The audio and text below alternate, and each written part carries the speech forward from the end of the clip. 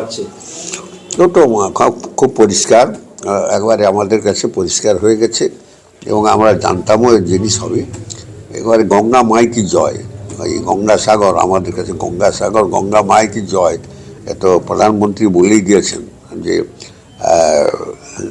একবারে গঙ্গা পবিত্র গঙ্গা, তাতে সব আবর্জনা পরিষ্কার করে দেবে এবং পরিষ্কার হয়ে চলে যাবে এবং বাংলাও পরিবর্তন হবে।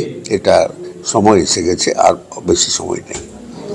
নির্বাচন কমিশনের যে এসআইআর এর যে ঝাড়াই বাছাই চলছে এখনো পর্যন্ত, সেক্ষেত্রে গতবারের বিধানসভা নির্বাচন আর 2026-এর নির্বাচন কি ফারাক আপনার চোখে পড়ছে? ফারাক অনেক অনেক মানে কাটছাট হবে। এমন অনেক নাম 20 বছর 25 বছর আগে মারা গেছে, সে নাম নাই। বিয়ে হয়ে গেছে, চলে গেছে, সে নামের পরিবর্তন হয়নি। অনেক রকম ত্রুটি বিচ্ছুটি আছে, অন্য কনস্টিটিউন্সি চলে গেছে, তার পরিবর্তন নেই।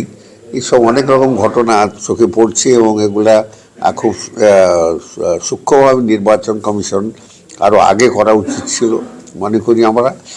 এবং যা করা হচ্ছে ঠিক করা হচ্ছে এবং এর সঙ্গে মানুষকে যুক্ত করে ভোটার লিস্টকে স্বচ্ছ পরিষ্কার করতে হবে। স্বচ্ছ ভোটার লিস্টের উপরে তার স্বচ্ছ প্রতিনিধি নির্বাচিত হোক, এইটা আমরা সকলে চাই। শাসক দল তৃণমূলের পক্ষ থেকে আজকে দাবি করছেন যে বিহারের নির্বাচনের ফলাফল এ রাজ্যে কোনোভাবে প্রভাব পড়বে না। ওরা কে কী বলছে জানি না, খুব নাবালক ওরা, নাবালক, তাদের কথাবার্তা নাবালকের মতো হচ্ছে।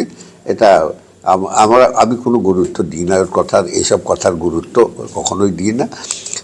এগুলো নাবালকের মতো কথাবার্তা, যেন সব বুঝে ফেলেছে, সব কিছু জেনে ফেলেছে, কিছুই জানে না।